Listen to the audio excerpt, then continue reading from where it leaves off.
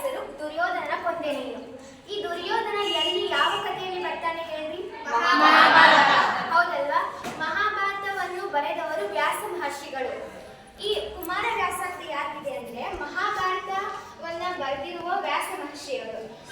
ಅವರು ಸಂಸ್ಕೃತದಲ್ಲಿ ಮೊದಲು ಬರೆದಿದ್ರು.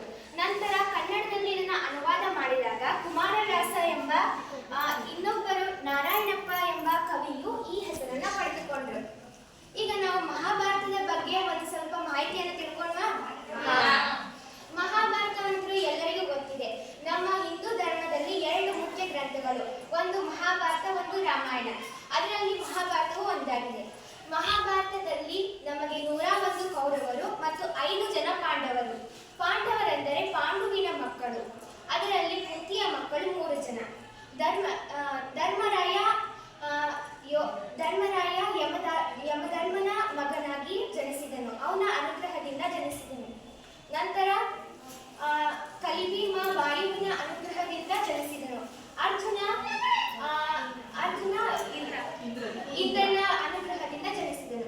ನಂತರ ಕುಂತಿಯು ಮಾತ್ರಿಗೆ ಒಂದು ಅವಕಾಶವನ್ನು ಕೊಟ್ಟಳು. ಮಾತ್ರಿಯ ಗರ್ಭದಿಂದ ಅಶ್ವಿನಿ ದೇವತೆಗಳ ವರಬಲದಿಂದ ನಕುಲ ಸಹದೇವರು ಹುಟ್ಟಿದರು. ಇವೆಲ್ಲರ 5 ಜನರ ಮೊದಲಿಗ ಕರ್ಣ. ಇವು 5 ಜನ ಮೊದಲಿಗೆ ಕರ್ಣ ಬರುತ್ತಾನೆ. ಈ ಕರ್ಣ ಹೇಗೆ ಹುಟ್ಟಿದ ಅಂದರೆ, ಕುಂತಿಗೆ ಇನ್ನೂ ಮದುವೆ ಆಗಿರಲಿಲ್ಲ. ಅವಳು ಇನ್ನೂ ಕನ್ಯೆಯಾಗಿದ್ದಳು.